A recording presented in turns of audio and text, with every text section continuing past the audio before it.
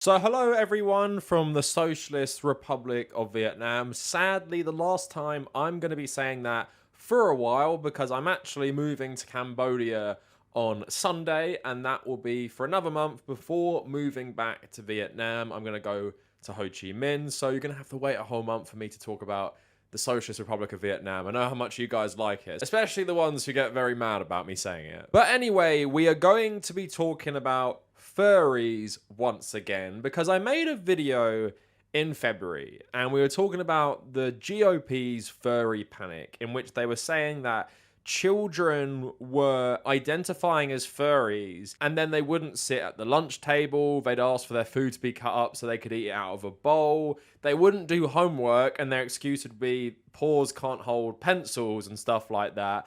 And as we all know, people who make their whole identity parents and just like are really involved in their school in the most bizarre ways, in terms of, in America, showing up to these school board meetings and generally just being insane.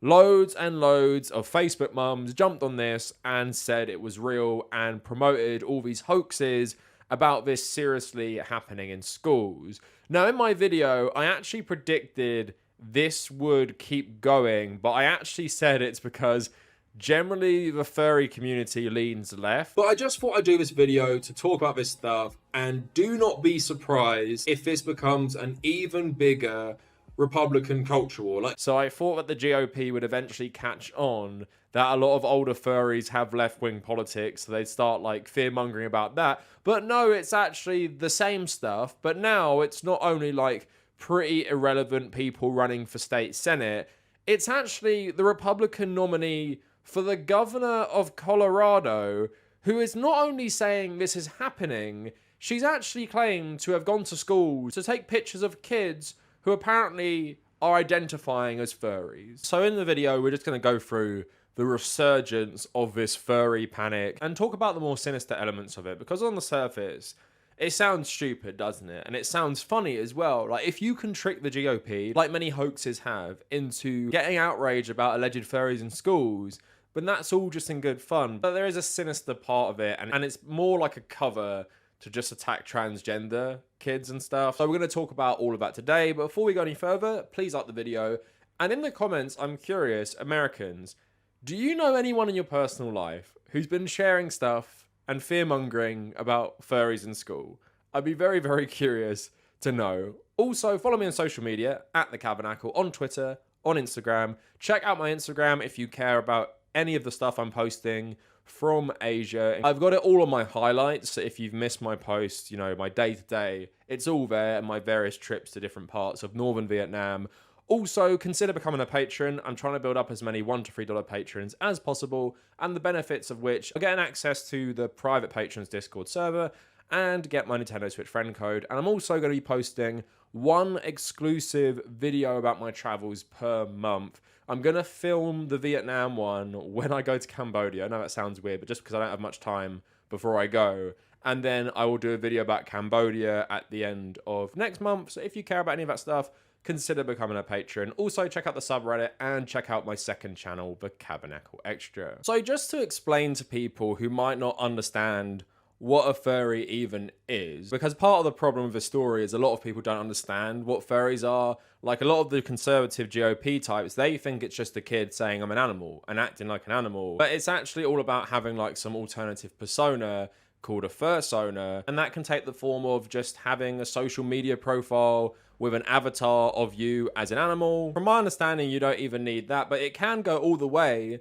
to you having these very expensive fur costumes, because, you know, Curtis Connor made that video recently about furries where he shows you that it's like $5,000 starting price for one of these more elaborate customized costumes. High quality fursuits, holy shit. It is not cheap, man.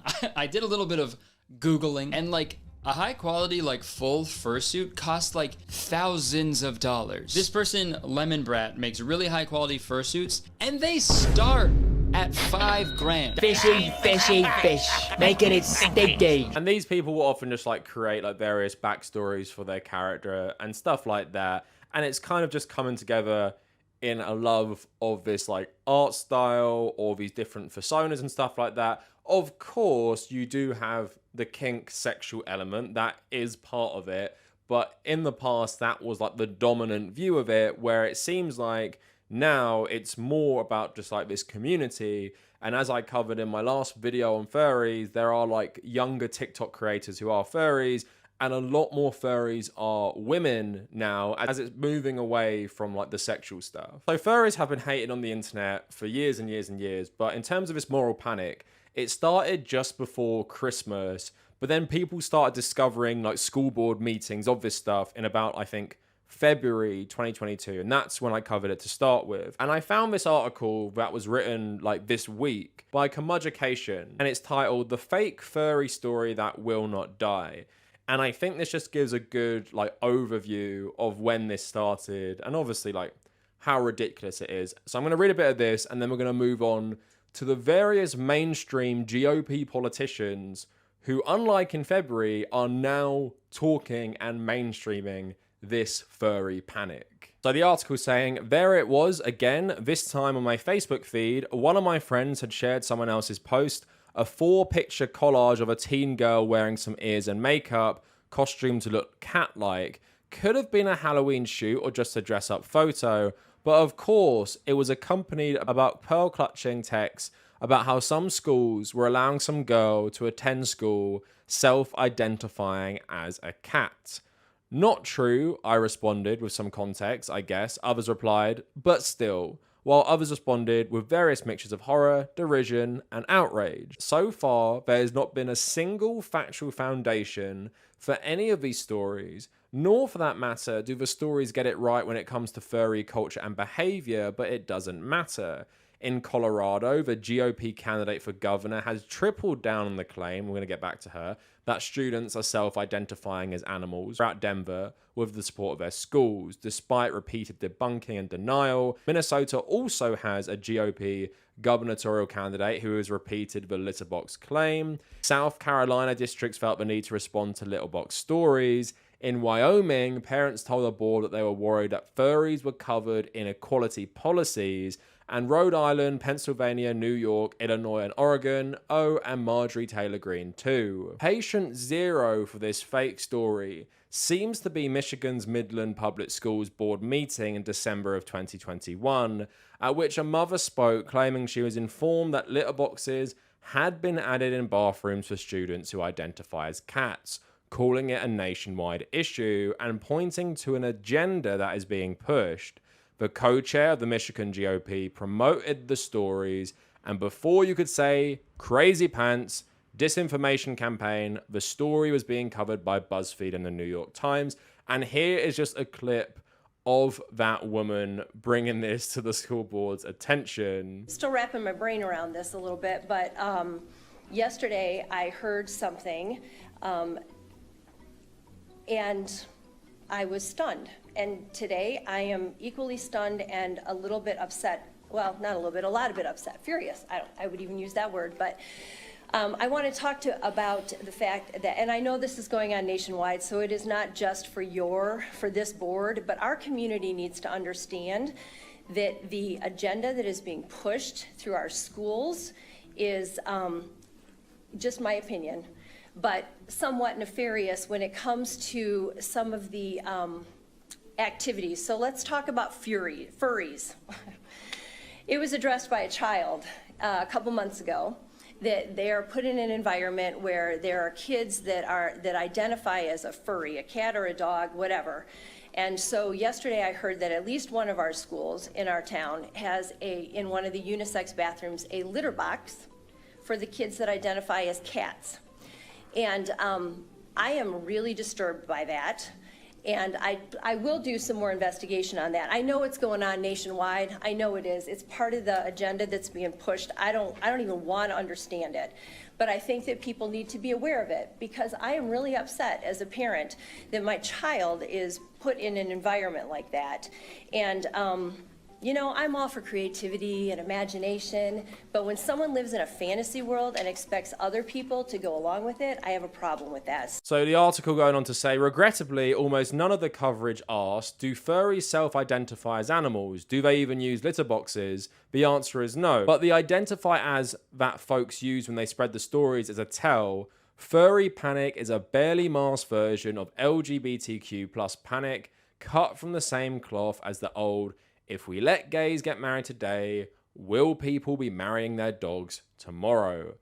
Furry Panic is also a reminder of the power of repetition. Repeat a lie often enough and it becomes the thing that you heard somewhere else. And hey, if you keep hearing it, well, where there's smoke, there's fire, right? This is one of the best tricks of the far-right outrage complex. Just keep bouncing the same picture of smoke around and around, and eventually folks believe that there's a fire when there isn't even really smoke. That's why the mirrors and smoke and mirrors matter. The notion of "I'm correct, so I just explain it once," clearly that should be enough to make it stick, is sweet, but not an excellent plan. So now just going on to how widespread this is. On a post about this in Pennsylvania, someone said, "While this might seem silly to some of you, I have some co-workers that took this really seriously and were freaking out about this and their kids' safety, school quality. I had to try to reason with them and send them links to fact checkers because of this kind of mind rot. It might seem dumb, but unfortunately, trolls, conservatives, Republicans are preying on people's weaknesses. They're using kids as bait, as fear tactics. It's super messed up. It's insane. Our school district almost had a teacher strike. The parents against paying teachers a fair wage showed up to the school board meeting and started yelling about this stuff. That teachers don't deserve pay because they teach kids to use litter boxes in school. We need to go back to a time when we shun these people, not give them a mic at a school board meeting." So this whole furry panic spawning from one Facebook mum in Michigan at the end of last year, I think is very telling for the state of the current GOP, as we're going to get into next, that main candidates and main senior figures in the GOP are now talking about kids using litter boxes, because that is the state of conservatism in America. It's literally on par with an uninformed, brainwashed Facebook mum or dad showing up at a school board meeting and ranting about crazy shit, because we've seen so many viral clips over the years of this happening. And people in the comments, can you let me know, why does this seem to be such a thing in America? I'm sure we have school board stuff in the UK as well, but I never see clips like this. I never see parents talking about furries or crazy right-wing conspiracy theories. So let me know down in the comments, why does this seem to be such a weird thing in America? But as that guy outlined in his article talking about this stuff, it is trying to link it all in with LGBT stuff. It is basically saying that the left are so crazy. Not only are they teaching gender ideology to your children and trying to say you can just choose whatever you want growing up and you can be whoever you want. You could even be an animal now, because that's where this type of mindset leads to. And they think, some of them, that they're defending traditional values, conservative values, or even nationality itself. Because even if you accept gay people, transgender people existing, the furry stuff is too far. You don't want children identifying as foxes and wolves and stuff and using litter boxes at school, do you? That seems way too far.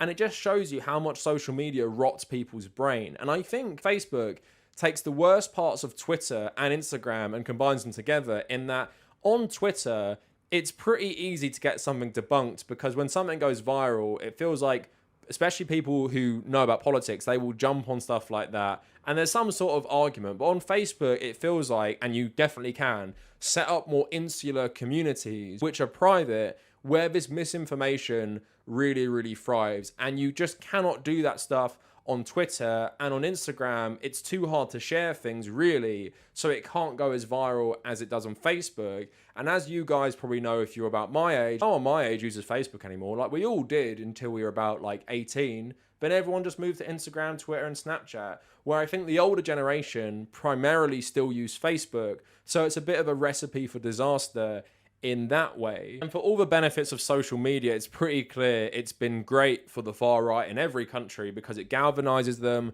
it lets this misinformation spread, and there isn't really a check on it. And that's how you have discourse like this entering mainstream GOP politics, and there isn't even a shred of evidence for any of this stuff. I tweeted the other day, conservatives get bored of stuff, so I'm pretty surprised this is still around, because critical race theory, although they still talk about it, they're not as hysterical about it. Cancel culture, I haven't heard someone talk about cancel culture in what feels like 6 months now. Do they just get bored of cancel culture? So I felt like they'd be bored by the furry panic by now, but as we're going to get into right now, they're literally staking their election to governor on trying to prove there are furries in school and litter boxes in school. So let's get into it. So Marjorie Taylor Greene pre-games Trump rally with stories of kids using litter boxes. Speaking to reporters for the Right Side Broadcasting Network, who told Greene about a student he had heard about in Texas who, according to him, identified as a cat, Greene added her views on the topic with the following quote. There's a school in Texas that someone identified, you ready for this, for a cat, and they made them put out a litter box. I thought it was something from The Onion. Absolutely true. Wow. That is because our principals don't stand up anymore. Right. You know, back my parents were in education, so if that would have been brought up, they would have been slapped the hell out of the classroom. Anti-traditionalism that's happening right now is on every level, it seems like. No, they're embracing lies. I mean, literally embracing lies. Okay, if some student wants to pretend like a cat and use a litter box after school, that's their prerogative, whatever. But no, the school and school resources and the other students and teachers should not have to be put through that because it's a lie. Yeah. And we have to reject them. It's not about people's feelings. It's about the truth and rejecting the lies. And we have to stand up. So Lauren Boebert also recently jumped aboard the Furry Panic wagon. Lauren Boebert spoke at a Messer County Republican Woman Luncheon on Monday, where she mentioned she received a call last week from a father whose kid was in trouble at school because he stepped on a furry. They are putting litter boxes in schools for people who identify as cats. Durango is doing this. This is how extreme it is. So you also have another governor hopeful. So at an event last week, the GOP candidate for governor of Minnesota saying there are litter boxes in some of these school districts so kids can pee in them because they identify as a furry. On education, what are we doing to our kids? Why are we telling elementary kids that they get to choose their gender this way? Why do they have litter boxes in some of the school districts so kids can pee in them because they identify as a furry? So you see in that clip, pretty clearly the guy is linking it to the culture war against trans people to show you the more sinister ulterior motive for this stuff. So the GOP hopeful for the governor of Colorado is called Heidi Ganahl. And listen to this clip of her talking about furries on local radio. Not many people know that we have furries in Colorado schools. Have you heard about this, Jimmy? Mm-hmm. Yeah, kids identifying as cats. It sounds absolutely ridiculous, but it's happening all over Colorado. And schools are tolerating it. It's insane. What on earth are we doing? Knock it off. Schools, put your foot down. Like, stop it. Let's get back to teaching basics and not allow this woke ideological stuff infiltrate our schools. And it is happening here in Colorado. It's why I moved from Boulder Valley to Douglas County, because it was happening in my kids' schools 4 years ago. So, of course, that sounds totally ridiculous. There's no way she moved places in Colorado because 4 years ago, her school had like litter boxes for furries, and they had just loads of furries in the school wearing fursuits that cost at least $5,000. But Colorado local news reporting school district disputes Ganahl's claim about students identifying as furries. So she defended her comment in an interview airing Sunday on Channel 2 political program Colorado Point of View, saying, "We've got to focus on the basic blocking and tackling of teaching our kids how to read, write, and do math and not put up with nonsense in the classroom. I just heard from over 100 parents identifying 30 different schools that this is happening. Jefferson County, there's a lot of this going on." So Fox 31 asked Jeffco Public Schools for comment, and a spokesman said there's absolutely no truth to this claim. There are no litter boxes in our buildings, and students are not allowed to come to school in costume. There are no furries or students identifying as such during the school day. But she's tripling down on this. Is absolute insane woman. Again, the GOP nominee for governor of Colorado. So Kyle Clark of Colorado 9 News reported that Ganahl claimed that her campaign is collecting and distributing photos of children they believe are identifying as animals. "We provided pictures, but we blurred out the face," Ganahl said during the interview, claiming she had proof. Clark noted of the bizarre claims, it's unclear how the Ganahl campaign is confirming that the individual children in the photos they are distributing identify as animals, as opposed to simply dressing up in cat ears or other types of animal costumes. So Republicans' outrage at stuff being projection never stops being so funny in a weird way, because how many times have they accused the left of doing stuff and then they're doing it themselves, right? So I thought the left were a danger to children. The left were indoctrinating children. They were sexualizing children while telling them gay people exist when they're like 8 years old or something. But here you have the campaign of the GOP nominee for governor taking pictures of children and then distributing them to the press without the child's permission, saying they identify as a furry, right? I'm not sure what the laws in Colorado are of photographing like random people, especially minors, but even if it's not technically illegal, this is seriously gross, weird, and just insane for a politician to even do, let alone even think about doing. And the fact that she's making this a key campaign issue, let's see if it works, just speaks to the current culture of American conservative politics.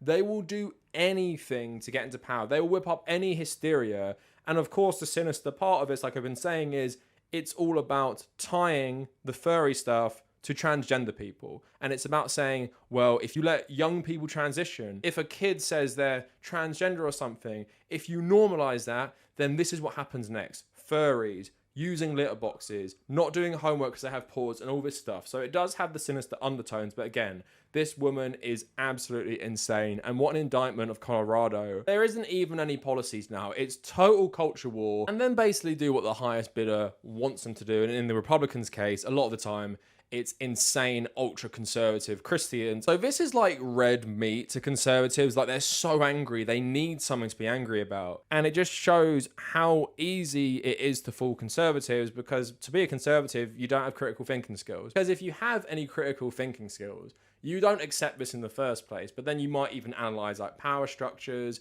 our society, and then you probably wouldn't be a conservative anymore in the first place.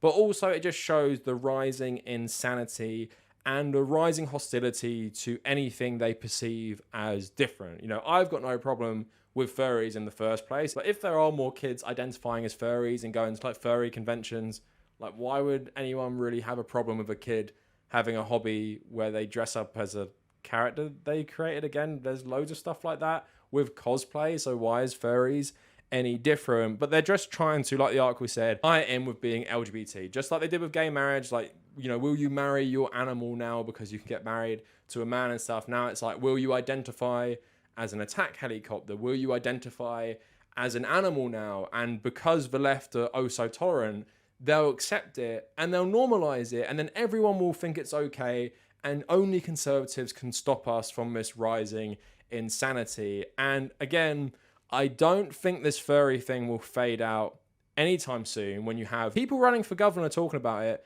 and very, very influential, insane GOP politicians also talking about it, and people will believe this even more. It's spreading like wildfire on private Facebook groups, school boards where this insanity is rife. So I feel like this isn't going away anytime soon. I'm just waiting for them to catch on that furries do have a lot of LGBT people within the community, and also lean pretty left-wing as well. So I'm waiting for that next evolution of this stuff.